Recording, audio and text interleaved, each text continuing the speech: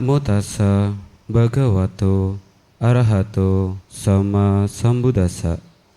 Namo tassa bhagavato arahato sama sambuddhassa. Namo tassa bhagavato arahato sama sambuddhassa. Yoca wasatam jiwe kusito hinawiryo ekam jiwitang seo Waryam rabato dalam. Walaupun seorang hidup 100 tahun tetapi malas dan tidak bersemangat, maka sesungguhnya lebih baik hidup sehari dari orang berjuang dengan penuh semangat. Dhammapada bab 8 Sasawaga syair 112. Ya, Ibu Bapak sekalian, selamat pagi. Namo Buddhaya. Ya, terima kasih untuk waktunya yang telah diberikan kepada saya di pagi hari ini yang mendung tetapi panas kalau di depan, tetapi kalau kemungkinan Ibu Bapak ada yang merasa dingin, tapi kalau duduk di sini walaupun cuacanya mendung tetapi cukup panas ya. Kalau mau tahu boleh dicoba ke depan. Iya. Di kesempatan yang baik pagi ini saya akan membawakan sebuah tema yang cukup ringan, yang kemungkinan besar ada yang sudah tahu, karena ini adalah menyangkut kita semuanya. Ya. Untuk tema yang akan Pak Ais sampaikan pada pagi hari ini adalah cara hidup umat Buddha. Kita semua umat Buddha. Bapak Ibu menyadari bahwa Bapak Ibu ini umat Buddha? Menyadari atau enggak? Sadar atau enggak kalau kita ini umat Buddha? Sadar? Yakin? Yakin ya, sadar ya, jangan mabuk. Nanti kalau mabuk kita enggak sadar. Kemudian, sudah tahu caranya hidup Bapak Ibu? Pasti dong Pak Ais, saya sudah sampai segini masa enggak tahu cara hidup? Ya. Kita sudah hidup sesuai dengan umur kita saat ini. Kita juga sudah tahu caranya. Dengan hidup sehat, makan makanan yang bergizi, olahraga, tidur yang cukup, dan lain sebagainya.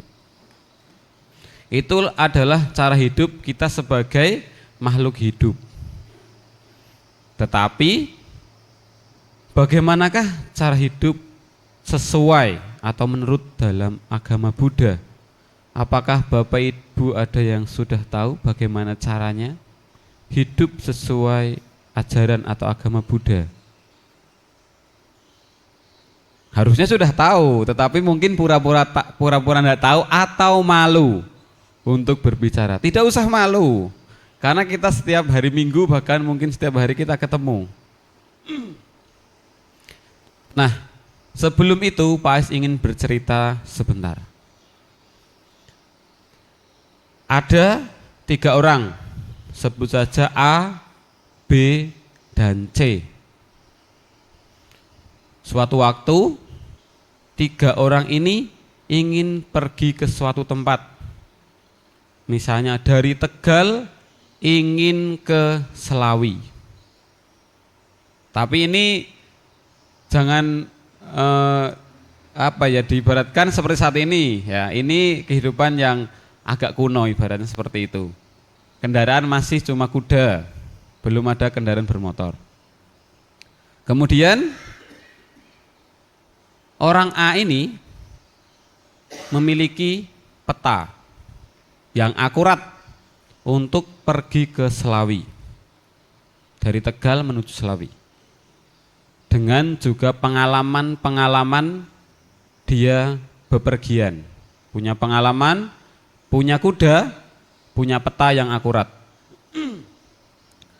Kemudian yang B punya kuda tetapi tidak tahu jalan, tidak punya peta. Jadi cuma punya kuda, tidak punya peta, tidak punya pengalaman untuk bepergian. Kemudian yang C, punya kuda tetapi memiliki peta. Tetapi peta itu dibuat oleh orang yang belum pernah pergi ke kota Selawi, ke Selawi. Jadi punya peta, tapi peta itu cuma tulisan Tegal Selawi, tetapi belum yang membuat ini belum pernah ke Selawi dengan hanya gagasannya sendiri. Menurut Ibu dan Bapak, yang berhasil ke Selawi yang A, B atau yang C? Yang A, karena ya mempunyai kuda, punya pengalaman bepergian, dan punya peta yang akurat untuk pergi ke Selawi. Dari cerita ini, Pak Es bisa memberikan sedikit gambaran. Kita beragama Buddha, kita tahu tentang Dhamma. Ya. Kita mau atau enggak untuk menjalankan Dhamma. Kalau kita punya Dhamma, kita paham, kita menjalankan Dhamma dengan baik, kita akan jadi seperti orang A. Tapi kalau kita tahu saja, cuma membaca tapi tidak menjalankan, ya, ibarat seperti orang B. Bisa nggak sampai nanti ke Selawi yang B ini? Kemungkinan iya dan tidak. Kenapa iya? Bisa saja sampai, tetapi dengan perjalanan yang panjang, harus melewati mungkin tempat-tempat yang seharusnya tidak dilewati. Untuk yang C ini kemungkinan besar akan semakin lama, bahkan tersesat, bahkan malah menuju kota lain yang lebih jauh. Sama halnya dengan tadi, kita tahu Dhamma, tapi kita tidak menjalankan itu seperti orang B. Kemudian yang C itu hanya kira-kira saja, oh Dhamma itu seperti ini. Ya kalau kira-kira siapa yang akan tahu? Semuanya akan jadi berantakan. Nah, bagaimanakah cara kita hidup dalam agama Buddha? Ya dengan menjalankan Dhamma. Bapak Ibu semua tahu tentang Dhamma, D-H-A-M-M-A. Dhamma adalah ajaran Buddha. Buddha adalah guru kita. Kita semua adalah siswa Buddha. Kalau kita sudah paham, sudah tahu, ya kita akan bisa mengerti, kita harus menjalankannya.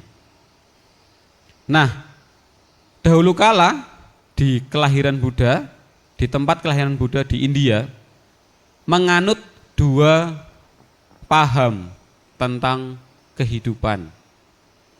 Yang pertama adalah hidup dengan bersenang-senang. Karena orang ini menganggap, atau kumpulan ini menganggap hidup itu hanya sekali. Jadi kita harus happy-happy dong.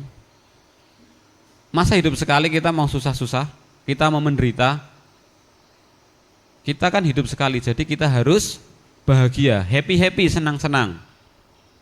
Kemudian paham yang kedua adalah jika kita menyiksa diri, kita akan mencapai pembebasan,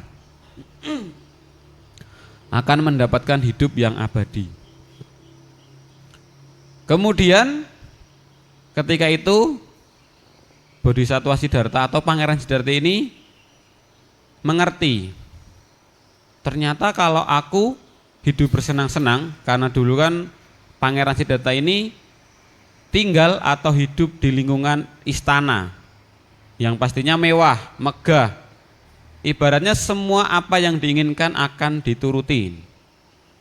Bayangkan, dahulu kala papahnya itu membangunkan 3 istana. Bukan hanya seperti istana seperti itu, tapi istana yang mewah, yang megah untuk 3 musim. Ya, tentunya juga dengan pelayan-pelayan yang super VVIP, barang seperti itu. Ya, diliputi dengan kemewahan, berkelimang harta dan lain sebagainya. Tetapi Pangeran Siddhartha ini tidak merasa puas. Hingga suatu ketika Pangeran Siddhartha ini izin kepada raja, ingin berkeliling istana. Pangeran ini bosan untuk hidup ataupun tinggal hanya di lingkungan istana. Kemudian mengingat ramalan dulu waktu Pangeran Siddhartha ini lahir, Raja Suddhodana ini memerintahkan semua pengawal dan juga semua pasukannya untuk menata kota supaya menghindari 4 peristiwa ini, menghindari 4 hal ini: orang tua, orang sakit, orang meninggal, dan juga petapa. Dengan berbagai macam cara, semua anak buah dari Raja Suddhodana sudah melaksanakan tugas dengan baik dan semestinya. Tetapi alam semesta tidak merestuinya. Perjalanan 1, 2, 3, 4, Pangeran Siddhartha ini melihat 4 peristiwa itu. Kemudian setelah itu, singkat ceritanya ya, Pangeran Siddhartha ini memutuskan untuk meninggalkan istana dan akan menjadi atau memilih menjadi seorang petapa. Hingga di cerita itu, di riwayat hidup Buddha itu, Pangeran Siddhartha meninggalkan seorang istri dan juga seorang anaknya untuk pergi bertapa yang diantar oleh kusir kesayangan dan juga kuda kesayangannya. Singkat ceritanya, kemudian Siddhartha ini menjadi seorang petapa dan melaksanakan atau menjalankan hidup yang kedua di India itu dengan bertapa menyiksa diri. Jika Bapak Ibu tahu, ada beberapa referensi yang mengatakan saat petapa Gotama ini menyiksa diri itu sangat-sangat ekstrim. Makan hanya sedikit. Dan ada beberapa referensi juga mengatakan saat meditasi, beliau itu saat malam berendam di sungai. Kemudian saat siang hari terik, beliau berjemur. Kita panas sedikit aja mengeluh, aduh kayak neraka bocor. Ya emang kita udah pernah ke neraka. Kemungkinan dulu mungkin pernah, Pak juga nggak tahu kehidupan kita sebelumnya. Mataharinya seperti 7, 1 aja udah panas, gimana kalau 7? Ya, panasnya bikin kepalanya seperti mau ngelupas dan lain sebagainya. Kemudian juga penyiksaan diri itu saat meditasi beliau menekan langit-langit mulut dengan lidahnya yang sangat kuat. Coba diperhatikan sendiri, menekan langit-langit mulut dengan lidahnya sendiri. Coba kalau mau dipraktekkan boleh, tapi itu tidak bisa lama karena pasti kita akan pegel di sini, apa namanya ini, di rahangnya pegel. Itu dilakukan bukan hanya sekali 2 kali tapi selama bertahun-tahun. Itu adalah beberapa penyiksaannya. Nah di India itu dulu menganut 2 kepercayaan ini dalam hidup, bersenang-senang dan juga menyiksa diri. Perlu Bapak Ibu ketahui, saat kita dalam kondisi senang-senang, terlarut dalam kesenangan, kita akan lupa, kita akan terlena. Saat kita senang, kita tidak akan ingat. Semua yang kita rasakan hanya happy, hanya senang saja. Tidak ibaratnya tidak ingat rasa bersyukur, puas, enggak. Aku happy hari ini, besok harus happy, terus hingga lupa, terlena, karena kita tidak sadar, kita hanya happy saja, ingatnya cuma yang senang-senang saja. Bodoh amat orang lain menderita, yang penting aku happy, yang penting aku bahagia, yang penting hidupku senang terus. Tetapi beda hanya kalau kita hidupnya penuh dengan penyiksaan diri. Apakah dengan menyiksa diri ini petapa Siddhartha mencapai kesucian? Tidak. Dalam riwayat hidup Buddha Gautama, petapa Siddhartha ini disadarkan oleh penari ronggeng. Dalam cerita itu penari ronggeng dan juga seseorang yang membawa waktu itu namanya kecapi atau sekarang lebih mudahnya gitar, seperti yang di panel sebelah sana. Di pojok sana yang paling sebelah kanan kalau kita menghadap ke sana. Itu ada orang yang bermain gitar atau kecapi. Saat senar gitar atau kecapi ini semakin ditarik sampai maksimal dan tarik lagi, putus. Tetapi kalau dikendorkan hingga sangat-sangat kendor, ya tidak muncul suara. Seperti kehidupan itu. Seperti kehidupan yang dijalankan oleh Pangeran Siddhartha dan juga petapa Siddhartha. Saat hidup di istana dengan berkelimang harta, hidupnya kendor, nyantai, slow, happy kok. Tapi saat menyiksa diri, hidupnya sangat tegang. Bahkan ada beberapa referensi hampir meninggal petapa Siddhartha ini. Hingga yang digambarkan yang di sana itu tubuhnya sangat-sangat kurus hingga tulang-tulang dadanya itu kelihatan. Bahkan ada yang referensi mengatakan bahwa jika menyentuh perutnya akan tembus ke tulang belakangnya. Ya, betapa ekstrimnya menyiksa dirinya.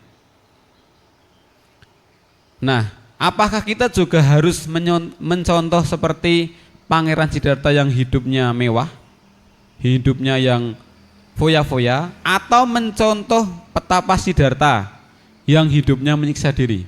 Bapak Ibu mau pilih yang mana? Yang menyiksa diri atau dengan happy-happy saja? Pilih yang halo? Pilih yang mana? Ada dua pilihan nih. Happy-happy terus setiap hari, setiap saat, setiap waktu happy-happy, atau dengan menyiksa diri, makan hanya satu butir nasi nih, nggak pakai lauk setiap hari. Milih yang happy. Tetapi kita juga jangan lupa untuk sadar. Bagaimana cara kita untuk sadar? Dengan mempraktekkan dhamma. Ada beberapa cara supaya kita ini sadar. Walaupun kita happy-happy, siapa sih yang gak mau happy, Pak Istanya? Siapa yang gak mau senang? Semuanya pasti ingin senang, ingin happy. Dalam arti ingin semuanya bisa terlaksana sesuai dengan keinginan kita. Pak rasa gak ada deh yang mau, gak apa-apa wis Pak, saya menderita. Pak rasa gak mungkin deh. Masa kita mau menderita? Enggak kan? Pasti kita ingin happy, tetapi kita juga harus ingat yang namanya tentang dhamma, ajaran Buddha. Sulit enggak sih dhamma itu? Enggak sulit. Seperti yang paling mudah saja, yaitu tentang sila atau moral. Tadi kita bersama-sama sudah membaca Pancasila Buddhis, 5 aturan, 5 moral yang ibaratnya bisa dikatakan wajib bagi kita perumah tangga. Kalau dulu Pak Ais waktu sekolah minggu, Pancasila Buddhis itu ada jembatan keledai atau cara mudah mengingatnya, yaitu Pak Mus, P Panatipata, A Adinadana, K Kamisumicacara, itu kan harus Pak, M Musawada, S Surameraya. Itu yang Pak Ais ingat-ingat dari waktu kecil sampai sekarang. Jadi saat menghafalkan Pancasila Buddhis ingat aja Pak Mus. Ya, semoga Bapak Ibu nanti bisa ingat kalau lupa atau bisa mengajarkan ke anak-anaknya. Itu sangat mudah. Ya. Mengingatnya mudah, mempraktekannya juga mudah. Kan kita sadar kita agama Buddha, Pak Ais enggak akan mengatakan susah atau sulit, enggak, mudah. Yang penting apa tadi itu kuncinya kita sadar. Kalau kita terlena, apalagi kita sudah kesadarannya hilang, ya bisa aja salah satu dari 5 ini bolong. Karena di Pancasila yang kelima, aku bertekad melatih diri menghindari minuman yang memabukkan, hasil penyuringan atau peragian yang dapat menyebabkan lemahnya kesadaran. Zaman Buddha dulu, Buddha sudah mengingatkan, jangan sampai lengah atau lemah kesadaran kita. Jadi kunci dari agama Buddha adalah apa? Sadar. Kalau kita lengah, kalau kita lemah, ya kita bukan agama Buddha. Semua hal yang kita lakukan saat kita lengah, kita tidak akan menyadarinya. Lupa. Saya udah mengingat-ingat, tapi karena faktor U, misalnya. Ya, faktor U atau faktor usia bisa, tetapi kan kita sadar, pasti ada yang kita ingat. Tetapi kalau memang kita sudah tidak sadar, walaupun faktor U-nya belum muncul, ya kita melakukan apapun tidak akan terkontrol. Pancasila Buddhis ini adalah aturan-aturan yang umum bagi kita. Kita pantang membunuh makhluk hidup.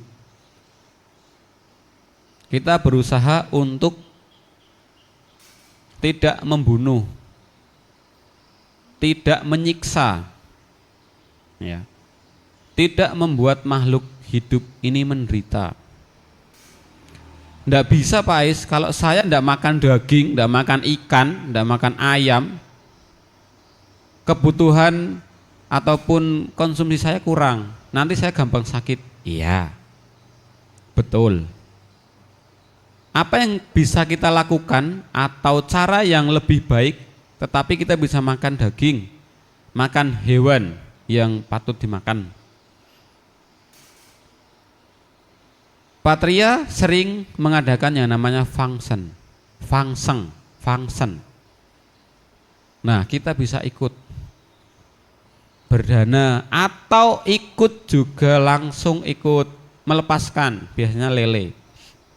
Memang yang disarankan adalah lele yang di pasar, yang siap untuk disembelih untuk dijadikan pecel lele. Pecel lele digoreng dadakan, paling enak. Apalagi yang lelenya itu yang digorengnya sampai garing. Makan siang-siang enak. Enak gak Bapak Ibu? Enak? Enak. Kok Pak Ais tahu? Pak Ais pernah juga, dan enak memang. Nah, function seperti itu yang baik, menyelamatkan hidup makhluk lain. Tetapi memang di kehidupan yang nyata ini Pak Ais juga sebagai saksinya, karena Pak Ais pernah beberapa kali ikut function. Kita melepaskan di sungai, tetapi warga sekitar, wah senang nih, ada yang nebar lele, ayo kita bareng-bareng untuk diserok. Lumayan dapat lauk gratis, tanpa capek-capek sudah ada di depan mata. Ambil jaring, kita ambil juga lelenya, lumayan besar-besar lagi. Nah, emang seperti itu Pak Ais kadang, kita dana untuk melepaskan atau menyelamatkan makhluk supaya hidupnya baik, tapi malah setelah itu diserok sama orang lain. Ya, Pak Ais kemarin sudah memberikan saran kepada beberapa anggota Patria untuk fungsinya itu dilakukan di beberapa titik dan jangan menimbulkan kerumunan, supaya orang-orang di sekitar, warga-warga sekitar tidak ikut mengambil. Ya, semoga ini nanti bisa dilaksanakan dan lele yang benar-benar dilepaskan ini bisa bebas hidupnya tanpa diambil oleh orang, seperti itu. Nah, begitu Bapak Ibu. Jadi supaya kita tetap bisa makan hewan, kita juga harus bisa function, atau mungkin biasanya kan Meta Wihara dalam beberapa kegiatan itu melaksanakan yang namanya donor darah. Jika kita bisa ataupun memang sudah waktunya untuk donor, boleh dan sangat boleh untuk donor darah. Ya, PM itu mengatakan setetes darah menyelamatkan hidupmu atau hidup siapa itu, pokoknya ya menyelamatkan nyawa atau hidup gitu kan. Nah, dengan setetes darah kita bisa menyelamatkan orang lain. Ya, rutin donor darah itu bisa badannya seger. Pak Ais yang merasakan sendiri. Kalau setelah donor darah pasti tidurnya nyenyak, mau bangun jadi malas, ya. Tapi seperti itu adalah hal yang baik, ya. Seperti tadi yang kita kembali lagi, dengan menjalankan sila atau moral, pasti kita akan hidupnya bahagia. Tetapi ingat, moral yang benar-benar baik dengan menjalankan Pancasila Buddhis dengan baik. Saat ada hari Uposatha, kita juga bisa melaksanakan yang namanya Atasila, melaksanakan 8 moral, 8 sila, 3 sila tambahan, ya, tidak makan setelah tengah hari, tidak melihat mendengarkan musik atau memainkan musik, dan juga tidak memakai wangian atau merawat tubuh yang bisa memanjakan tubuh, dan juga tidak tidur di tempat yang mewah. Mewah itu adalah yang megah. Kalau kita tidur di tempat tidur kita boleh gak? Boleh. Tapi kan tidak boleh yang tinggi-tinggi, Pak Ais. Ya kalau kita tidurnya di lantai, yang ada kita bukan Atasila tapi kita menantang kesehatan. Coba bayangin kita tidurnya di lantai, punggungnya sakit, nanti kalau pagi mungkin bisa meriang karena kan lantai dingin. Ya bukan menyiksa diri tapi kita melatih sila, ya. Jadi kadang ada yang salah kaprah tentang melaksanakan sila. Tidak tidur di tempat yang mewah, berarti tidurnya di lantai saja. Ya, tidak seperti itu. Jangan menyiksa diri, ya. Tetapi kita tidur dengan selayaknya tidur. Begitu. Nah kemudian selain kita melaksanakan sila atau moral, cara hidup agama Buddha adalah dengan cara kita berdana. Pak sudah menyinggung tadi yang berdana tentang dana kehidupan dengan function, kemudian donor darah, kemudian ada juga yang menyumbangkan organ. Ada beberapa berita yang mengatakan jika keluarga ataupun saya meninggal nanti boleh diambil organ yang bisa untuk didonorkan. Nah itu dengan keteguhan dan niat dan persetujuan dari keluarga juga. Tidak semua orang mau untuk menyumbangkan organ, mungkin untuk penelitian dan untuk sebagainya. Kemudian dana materi, dana yang biasa dan yang paling mudah untuk kita lakukan. Contoh dana materi saat kotak dana, apa itu namanya? Tabung dana, karena bentuknya tabung ya, bukan kotak. Tabung dana dikelilingkan, kita bisa berdana. Itu dana materi yang bisa kita lakukan. Dana tenaga saat sebelum Waisak pasti kita akan melaksanakan yang bersih-bersih wihara, rupang, tempat dhammasala di rupang sini, belakang dan atas, ya. Kemudian ada juga dana dana pemikiran. Saat ada rapat, kita bisa mengusulkan gagasan-gagasan yang baik untuk kemajuan tentunya di sini di Mentawihara Tegal. Seperti itu. Kemudian yang terakhir adalah dana dhamma. Seperti pas yang dilakukan di depan, sharing dhamma untuk Bapak Ibu semuanya.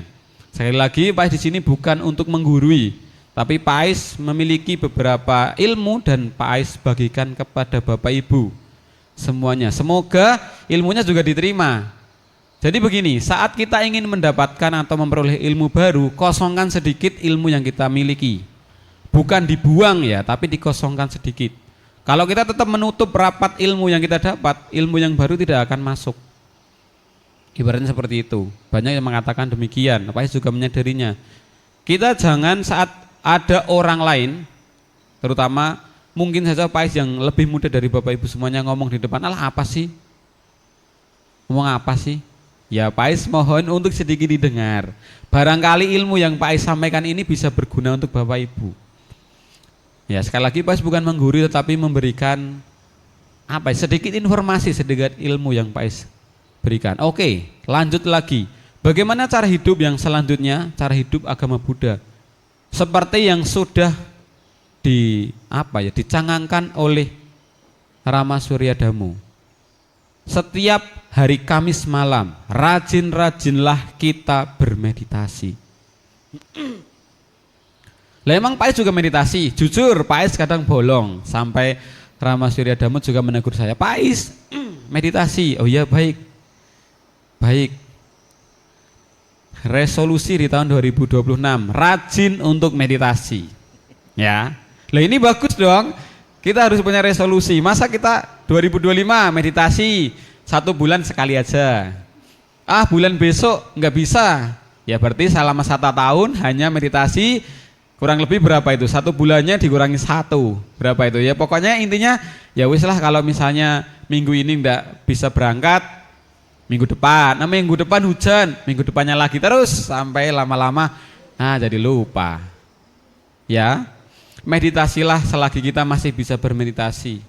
Pais saya ndak kuat duduk di bawah. Meditasi tidak melulu dengan duduk seperti ini. Bisa duduk di kursi. Bisa ambil kursi yang di belakang, boleh. Pais kalau alas duduknya cuma 1 kurang, boleh pakai 2 atau 3 juga boleh. Larangan, tidak boleh menggunakan alas duduk lebih dari 1, tidak ada. Meditasi itu bukan menyiksa diri kita, tetapi melatih konsentrasi. Bagaimana supaya kita bisa melatih? Duduknya harus di kursi, boleh. Duduknya harus di alas duduk, tetapi tidak lebih dari 1, boleh. Malah beberapa Bantai atau biku menyarankan kalau kita meditasi menggunakan sarung. Jangan menggunakan celana yang ketat. Boleh. Saat ini pengalaman Pais pernah retret di Mendut selama 3 hari menggunakan sarung seperti atas silani.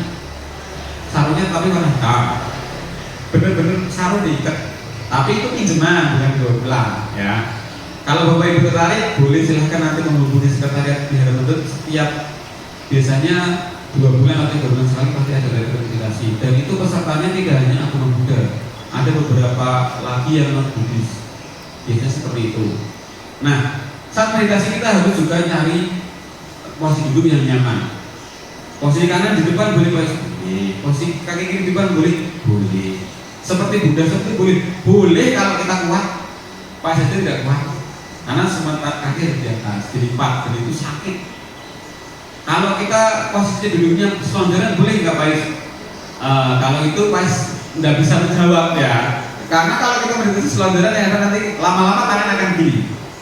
Nah lama-lama sekali. Nah seperti itu karena kita selonjoran ya. Lebih baik duduk di kursi atau di alas duduk. Kalau di Mendut itu ada beberapa opsi, nanti juga ada meditasi jalan. Kalau Bapak Ibu pernah ikut meditasi di Mental Wihara dan dibimbing oleh Bante dari Joti, pasti sudah tahu dan mempraktekkan meditasi jalan.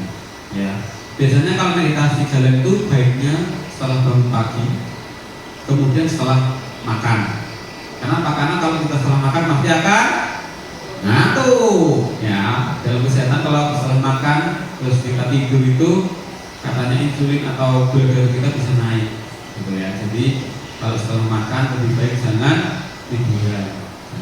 tidur, lebih baik kalau ada tempat boleh meditasi jalan. Ya, itu ada beberapa cara. Ya, dengan melatih moral atau sila, dengan berdana, dengan melatih pikiran konsentrasi dengan meditasi atau berwari. Semua itu mudah dilakukan atau sulit Bapak Ibu? Sulit atau mudah? Sulit Pais, saya sibuk ya. Pais tidak bisa harus wajib, tetapi kita juga harus tahu porsi kita dalam sehari-hari. Contohnya Pais saja, Pais dari pagi sampai siang harus mengajar. Kemudian kalau sore Pais kadang juga membantu di admin, kadang juga ada kesibukan lain. Malam ya waktunya untuk kadang Pais kalau memang ada tugas dari sekolahan membuat tugas, tapi kalau tidak ya Pais santai. Lelengan kalau bahasa Tegal ya, lelengan ya. Enak sekali hidupnya Pais ya. Hidup itu jangan seperti tadi yang kedua, menyiksa. Kita harus senang-senang, happy, tetapi kita harus sadar. Kuncinya harus sadar, jangan terlena dengan happy tersebut. Seperti itu, hidup yang sadar, happy, tapi harus sadar, jangan menyiksa diri. Nah, itu adalah informasi dari Pak Ais tentang bagaimana cara hidup dalam agama Buddha. Ya, semoga kita semua bisa mempraktekannya. Semoga kita semua juga tetap sadar. Apa beribu? Tetap sadar. Begitu ya. Terima kasih untuk waktunya. Terima kasih sudah didengarkan dengan baik. Pas tutup sharing dhamma pada pagi hari ini. Terima kasih. Semoga dhamma tetap lestari. Sabisata Bhawantu Supitata. Semoga semua makhluk hidup berbahagia. Saru, saru.